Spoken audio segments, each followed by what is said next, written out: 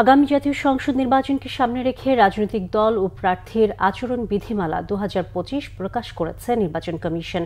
সোমবার রাতে এই আচরণ বিধি জারি করা হয়।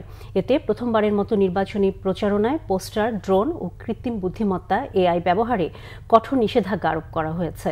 এছাড়া একজন প্রার্থী তার প্রচারণায় 20টির বেশি বিলবোর্ডও ব্যবহার করতে পারবেন না।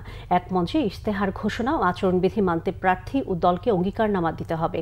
আচরণবিধি লঙ্ঘনের সর্বোচ্চ 6 মাসের কারাদণ্ড, 1.5 লাখ টাকা জরিমানা এবং দলের জন্য 1.5 লাখ টাকা অর্থদণ্ডের বিধান রাখা হয়েছে।